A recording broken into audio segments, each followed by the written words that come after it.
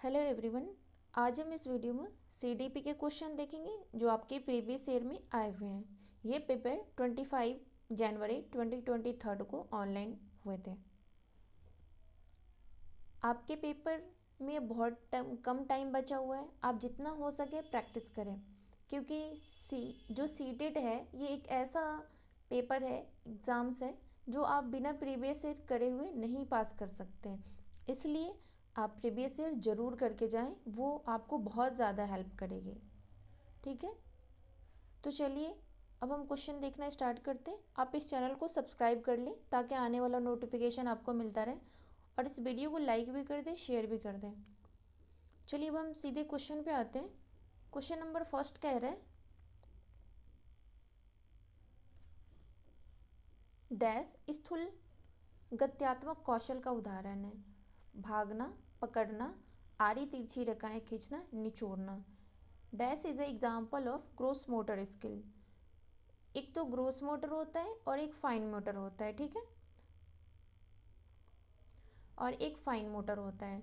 तो जो gross motor आपसे यहाँ पूछ रहा है, तो जो ग्रोस मोटर होता है ना, उसमें चलना होता है, दौड़ना होता है, खेलना होता है, कूदना होता है, ये सब ग्रोस मोटर के अंदर आता है। और जो फाइन मोटर के अंदर आता है ना, लाइक आँखों में काजल लगाना, सुई में धागा लगाना, मेकअप करना, मतलब जो छोटे जिसमें फिंगर का यूज़ होता है वो उसे फाइन मोटर कहते हैं।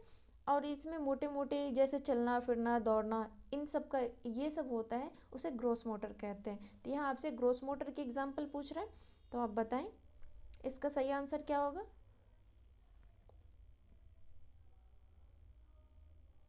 इसका सही आंसर हो जाएगा, अब तो अब पता लग ही गया होगा, इसका सही आंसर हो जाएगा ऑप्शन नंबर फर्स्ट, रनिंग, भागना। क्वेश्चन नंबर सेकंड देखते हैं।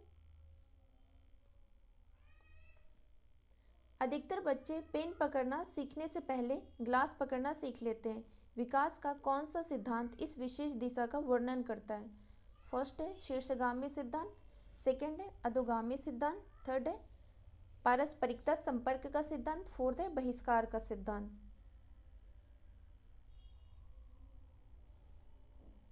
तो सेकंड का सही आंसर हो जाएगा ऑप्शन नंबर सेकंड, अधोगामी सिद्धांत। यहाँ क्या कह रहा है, अधिकतर बच्चे पेन पकड़ना सीखने से पहले ग्लास पकड़ना सीख लेते हैं। विकास का कौन सा सिद्धांत इस विशेष दिशा का वर्णन करता है। तो इसका सही आंसर हो जाएगा ऑप्शन नंबर सेकंड, अधोगामी सिद्धांत। जो होता है शीर्षगामी सिद्धांत जो होता है वो सर से लेके पैर तक होता है, सर से नीचे की तरफ होता है। और जो अधोगामी सिद्धांत होता है वो सेंटर से बाहर तक होता है। इसलिए पहले बच्चा ग्लास पकड़ना सीखता है, उसके बाद क्या कह रहा है, ग्लास पकड़ना सीखता है। विकास का कौन सा, अधिकतर बच्चे पेन पकड़ना। तो जो बच्चा पहले ग्लास पकड़ना इसलिए सीखता है क्योंकि ये जो इसका जो विकास होता है वह सेंटर से बाहर की तरफ होता है। तो पहले हाथों का विकास होगा, उसके बाद फिंगर का विकास होगा, इसलिए पहले ग्लास पकड़ना सीखता है, उसके बाद पेन पकड़ना सीखता है। क्वेश्चन नंबर थर्ड देखते हैं।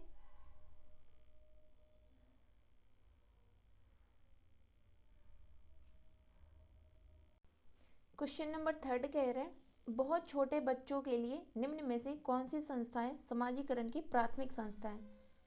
आस पड़ोस और मुद्रक संचार, विद्यालय और कानून, सामाजिक नीति और धर्म, परिवार और आस पड़ोस। इस टाइप के क्वेश्चन हम बहुत ज़्यादा प्रैक्टिस कर चुके हैं। आपको पता ही होगा जो प्राथमिक संस्था क्या है, समाजीकरण की जो प्राथमिक संस्था है वो क्या है, परिवार और आस पड़ोस, option number 4। Question number fourth देखते हैं। जीन पियाजे के संज्ञानात्मक विकास सिद्धांत के अनुसार बच्चे किस चरण में निगमनात्मक रूप से सोच सकते हैं। संवेदीगामक, पूर्व संक्रियात्मक, मूर्त संक्रियात्मक, औपचारिक संक्रियात्मक। तो बताएं फोर्थ का सही आंसर क्या होगा।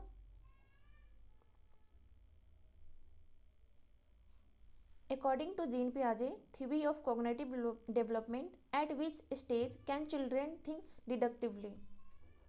Sensory motor, pre operational, concrete operational, formal operational.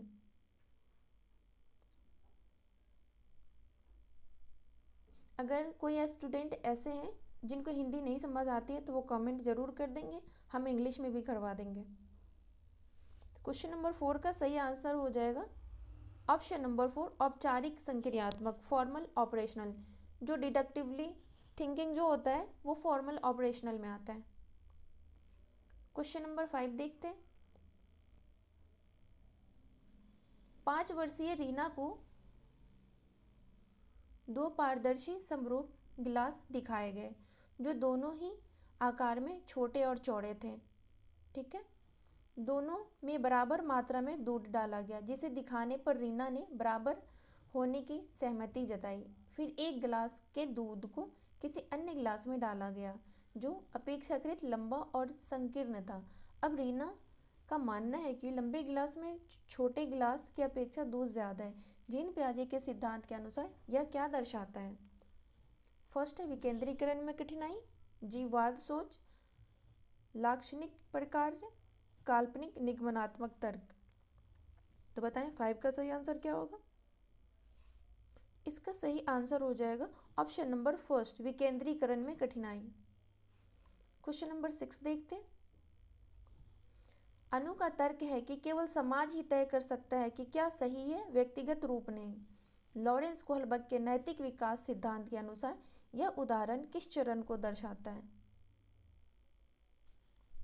First है आज्ञा पालन एवं दंड अभिविन्यास, ये तो फर्स्ट स्टेज में आता है। सेकेंड है अच्छा लड़का अच्छी लड़की अभिविन्यास। थर्ड है अधिकारिता एवं सामाजिक क्रम व्यवस्था अभिविन्यास। अब देख यहाँ समाज ही तय कर सकता है, तो आपको ऑप्शन में भी दिख जाएगा, एक ही ऑप्शन है जो सामाजिक क्रम व्यवस्था अभिविन्यास है। तो इसका सही आंसर हो जाएगा ऑप्शन नंबर थर्ड। ये तो लास्ट में आता है, सार्वभौमिक नैतिक सिद्धांत। क्वेश्चन नंबर 7 देखते हैं। ली वाइगोस्की के विचारों के अनुसार निम्न में से विद्यार्थियों के अधिगम को पार प्रदान करने का कौन सा तरीका सही है? फर्स्ट है उद्दीपन के द्वारा प्रतिक्रिया को अनुकूलित करना। सेकेंड है सही जवाबों के लिए पुरस्कार देना। थर्ड है ज़रूरत पड़ने पर संकेत और इशारे देना। फोर्थ है बिना चर्चा के सीधा जवाब बता देना। पार मतलब यहाँ स्कैफोल्डिंग। तो इसका सही आंसर हो जाएगा ऑप्शन नंबर थर्ड, जरूरत पड़ने पर संकेत और इशारे देना। जैसे बच्चा कहीं पे कुछ नहीं समझ पा रहा है तो हम उसको संकेत और इशारे दे देंगे, जिसकी वजह से वो उस काम को पूरा करके आगे बढ़ेगा। उसी को हम कहते हैं पार स्कैफोल्डिंग। और ये किसने दिया है? वाइगोस्की ने दिया है, option number third. Question number 8 देखते हैं। ली वाइगोस्की के निम्न में से किसे बढ़ावा दिया है? कंठस्थ समरण पर अत्यधिक जोर? नहीं, कंठस्थ पे तो किसी ने जोर नहीं दिया है। सहयोग अधिगम, परीक्षा केंद्रित शिक्षा शास्त्र, मानकीकृत पाठ्यक्रम। मानकीकृत के बारे में भी नहीं कहा है, परीक्षा केंद्र शिक्षा शास्त्र भी नहीं है। इसका सही आंसर हो जाएगा ऑप्शन नंबर सेकंड, सहयोगात्मक अधिगम। क्वेश्चन नंबर 9 देखते हैं। एक प्रगतिशील कक्षा में अधिगमकर्ताओं को किस तरह समझा जाता है?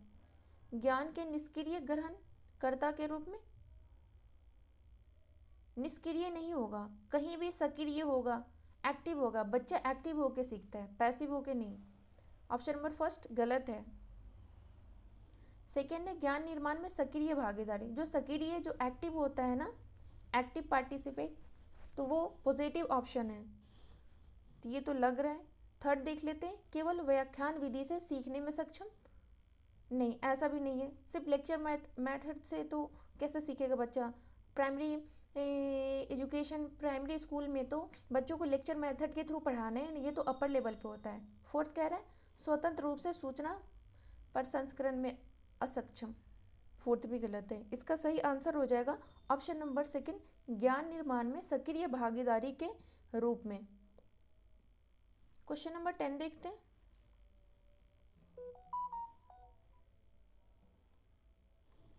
रजनी देखी गई वस्तुओं के मानसिक चित्रण और परिवर्तन में बहुत कुशल है।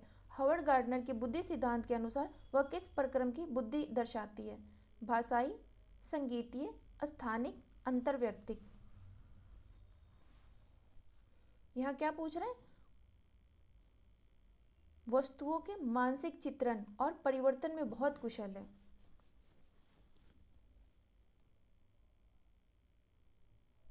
तो जो वस्तुओं का मानसिक चित्रण परिवर्तन, मानसिक चित्रण किस में आएगा? भाषाई में आएगा? नहीं।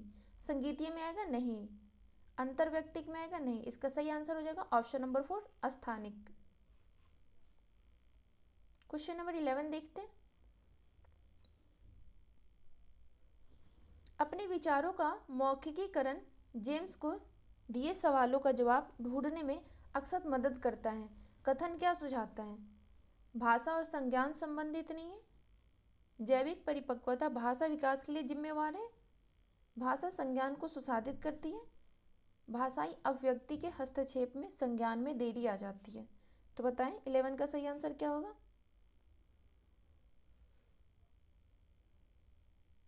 इसका सही आंसर हो जाएगा ऑप्शन नंबर 3, जो भाषा है संज्ञान को सुसाधित करती है। क्वेश्चन नंबर 12 देखते हैं।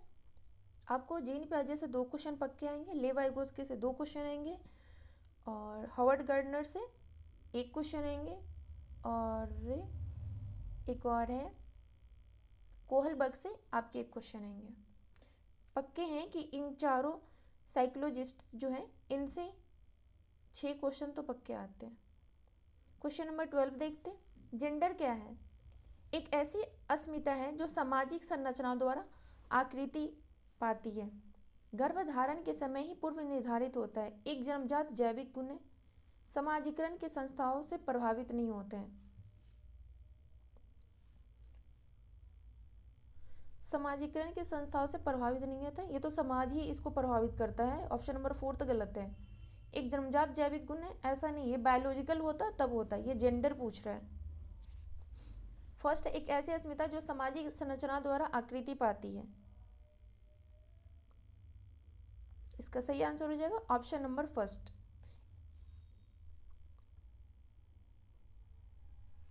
क्वेश्चन नंबर 13 देखते हैं। विभिन्न सामाजिक, आर्थिक और सांस्कृतिक पृष्ठभूमि के बच्चों से युक्त कक्षा में विविध पाठ्यक्रम होने से सभी छात्रों के सीखने के अनुभव समृद्ध होते हैं। यह कथन है सही है क्योंकि बच्चे अपने साथियों से कई कौशल सीखते हैं। सही है क्योंकि यह कक्षा के अधिक श्रेणीबद्ध बनाता है। श्रेणीबद्ध तो करना ही नहीं है, तो ऑप्शन सेकंड गलत है। गलत है क्योंकि इसे अनावश्यक प्रतिस्पर्धा होती है, ये भी गलत है। फोर्थ है, गलत है क्योंकि यह बच्चों को भ्रमित कर सकता है और वे खोया हुआ महसूस कर सकते हैं। आपका फोर्थ भी गलत है। इसका सही आंसर हो जाएगा ऑप्शन नंबर 1। सही है क्योंकि बच्चे अपने साथियों से कई कौशल सीखते हैं। आपको पता होगा कि आप अपने दोस्तों से, अपने फ्रेंड सर्किल से बहुत ऐसी जो आदतें हैं जो आप सीख लेते हैं। क्वेश्चन नंबर 14 देखते हैं। अधिगम के लिए मूल्यांकन किस प्रकार का होना चाहिए? संदर्भित, मानकीकृत, मानदंड संदर्भित, अध्यापक अभिमुखी। अध्यापक अभिमुखी तो होना नहीं चाहिए। मानदंड संदर्भित नहीं। मानकीकृत तो बिल्कुल भी नहीं। इसका सही आंसर हो जाएगा ऑप्शन नंबर 4। जो संदर्भित है ना, ये एक पॉजिटिव ऑप्शन है। अगर जिसमें आपको संदर्भित दिखेगा वो आपका सही आंसर हो जाएगा। क्वेश्चन नंबर 15 देखते हैं। एक अध्यापिका द्वारा अपनाई गई कौन सी युक्ति विद्यार्थियों में सृजनात्मक सोच को बढ़ावा देगी? सृजनात्मक, बड़े बड़े गद्य कंठस्थ याद करने के लिए देना? नहीं। किसी समस्या को दर्शाने के अभिसारी तरीकों को प्रोत्साहित करना? नहीं। प्रक्रियात्मक स्थिरता को पुरस्कृत करना? नहीं। ऐसी समस्याएं प्रस्तुत करना जिनके लिए नौचारी समाधान खोजने की जरूरत हो। इसका सही आंसर हो जाएगा ऑप्शन नंबर 4। क्वेश्चन नंबर 16 देखते हैं। वंचित वर्गों से संबंधित विद्यार्थियों के सफल समावेशन हेतु निम्न में से क्या जरूरी है? अन्वय पाठ्यक्रम, परीक्षा केंद्रित शिक्षा शास्त्र, उचित समायोजन, आगमय, दुर्गम इमारती संरचना। अन्वय पाठ्यक्रम नहीं। परीक्षा केंद्रित शिक्षण शास्त्र नहीं। इसका सही आंसर हो जाएगा ऑप्शन नंबर 3 उचित समायोजन।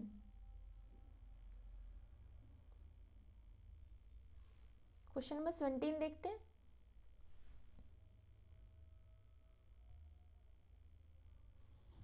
निम्न में से किस सिद्धांत पर समावेशन की विचारधारा आधारित है?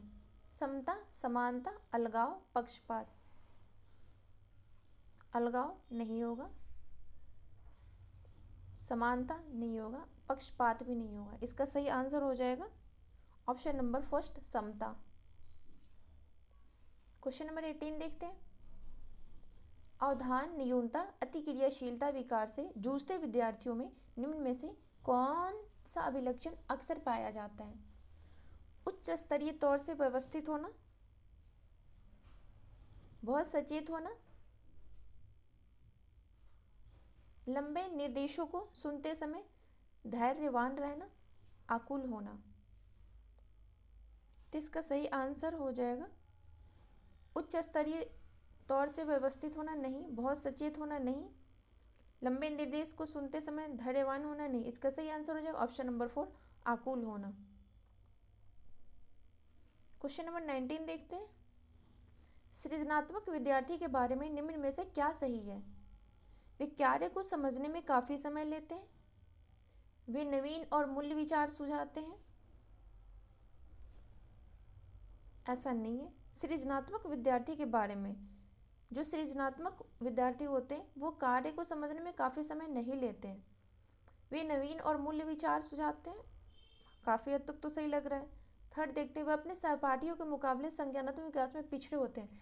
जो सृजनात्मक होंगे वो कॉग्निटिव में पिछड़े कैसे होंगे? थर्ड गलत है। उन्हें विषय वस्तु को समझने में काफ़ी मेहनत लगती है, ऐसा बिल्कुल नहीं है। ऑप्शन नंबर 4 गलत है। तो इसका सही आंसर हो जाएगा ऑप्शन नंबर 2, वे नवीन और मूल्य विचार सुझाते हैं।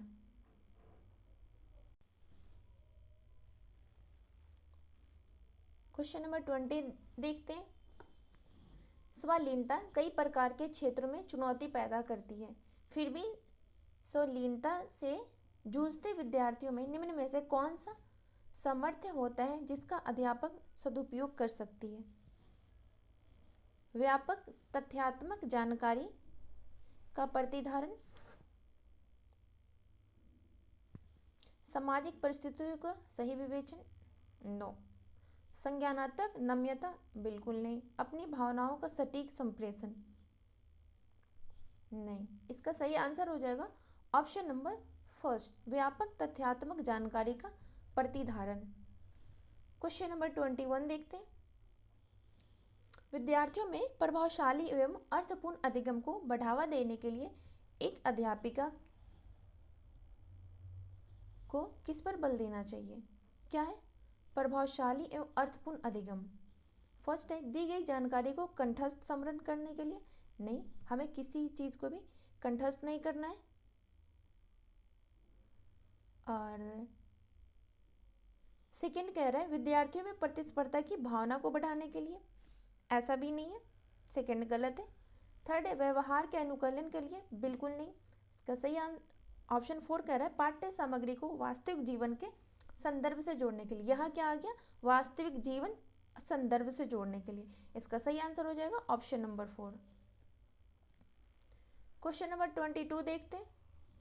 निम्न में से कौन सा उपागम विद्यार्थियों के ज्ञान अर्जन की योग्यता का कमतर आंकता है?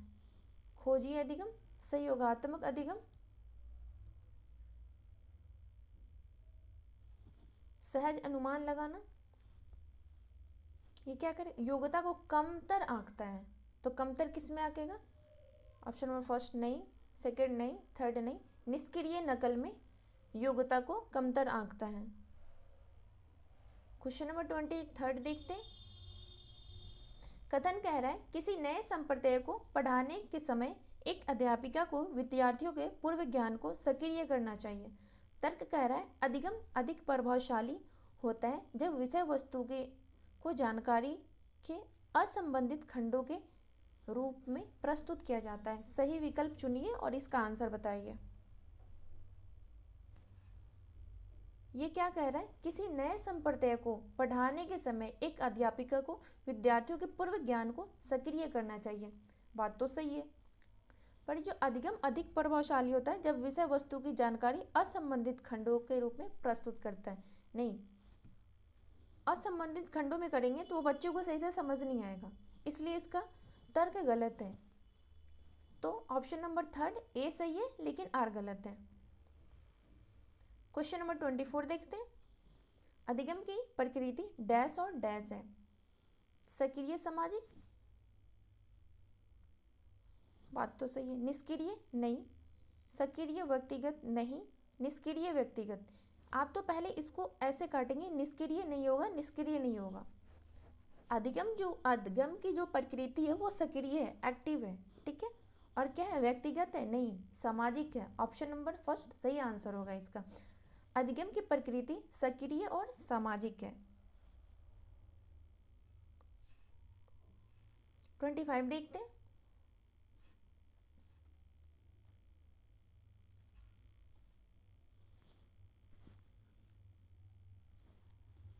निम्न में से कौन सी युक्तियां समस्या समाधान के लिए प्रभावशाली है।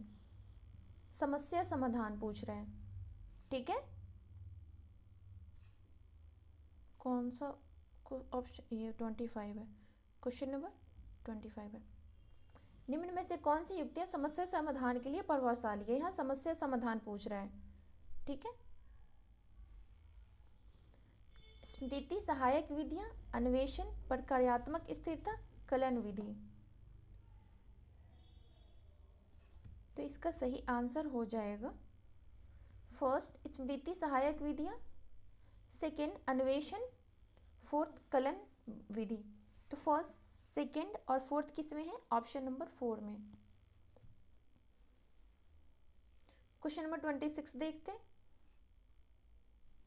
कथन कह रहा है एक अध्यापिका को विद्यार्थियों को अपने विचार साझा करने के लिए प्रेरित करना चाहिए, चाहे वह विचार भ्रांतियां ही क्यों ना हो। बात तो बिल्कुल सही है, बच्चों का विचार जानना बहुत ही ज़्यादा ज़रूरी होता है।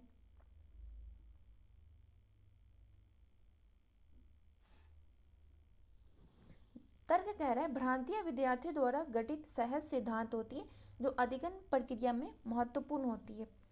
ये भी बात सही है, आपका कथन भी सही है और कारण भी सही है, और ये एक दूसरे की व्याख्या भी कर रहा है, इसलिए इसका सही आंसर हो जाएगा option number first. Question number 27 देखते हैं। संवेगों और संज्ञान के संदर्भ में निम्न में से कौन सा कथन सही है। उच्च स्तरीय दुश्चिंता समस्या समाधान कौशलों को बेहतर करती है। संतुलित उत्साह भागीदारी और अधिगम को बढ़ाता है। ऑप्शन नंबर फर्स्ट आपका गलत है, सेकंड सही लग रहा है, बाकी आगे देखते हैं। निराशा अधिगमकर्ताओं को और अधिक प्रयास करने को अभिप्रेरित करता है, नहीं, थर्ड नहीं है। शर्मिंदगी अधिगमकर्ताओं को सामूहिक कार्यों में पहल करने के लिए अभिप्रेरित करता है, नहीं। इसका सही आंसर हो जाएगा ऑप्शन नंबर सेकंड, संतुलित उत्साह भागीदारी और अधिगम को बढ़ाता है। जो उत्साह होना चाहिए संतुलित होना चाहिए, ना ज़्यादा ओवर होना चाहिए ना ज़्यादा कम होना चाहिए। क्वेश्चन नंबर 28 देखते हैं। विद्यार्थियों को किस प्रकार के लक्ष्य निर्धारित करने के लिए प्रेरित किया जाना चाहिए। महारत उन्मुखी, प्रदर्शन उन्मुखी, असफलता स्वीकृति, सफलता परिहार। तो बताएं 28 का सही आंसर क्या होगा। इसका सही आंसर हो जाएगा विद्यार्थी किस प्रकार लक्ष्य निर्धारित करने के लिए प्रेरित करना चाहिए, वो हो जाएगा महारत उन्मुखी। प्रदर्शन नहीं, असफलता नहीं, सफलता नहीं। क्वेश्चन नंबर 29 देखते हैं। डैश अधिगम को सकारात्मक रूप से प्रभावित करता है जबकि डैश नकारात्मक रूप से प्रभावित करता है।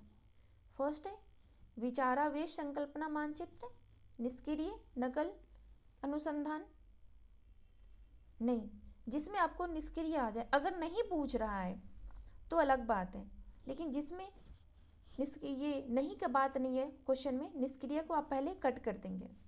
विचारवेश संकल्पना मानचित्र, चर्चा समालोचनात्मक चिंतन। फोर्थ है स्कीमा सक्रियता अधिगम अशक्तता। यहाँ नकारात्मक कह रहा है, तो अगर निष्क्रिय इधर होता तो हम कुछ टाइम तक सोच भी सकते थे। 29 का सही आंसर हो जाएगा स्कीमा सक्रियता अधिगम को सकारात्मक रूप से प्रभावित करता है जबकि अधिगम अशक्तता नकारात्मक रूप से प्रभावित करता है। तो इसका सही आंसर हो जाएगा ऑप्शन नंबर 4, स्कीमा सक्रियता अधिगम अशक्तता। आज का लास्ट क्वेश्चन नंबर 30 देखते हैं। राष्ट्रीय शिक्षा नीति 2020 किस प्रकार के शिक्षा शास्त्रों का प्रस्ताव रखती है?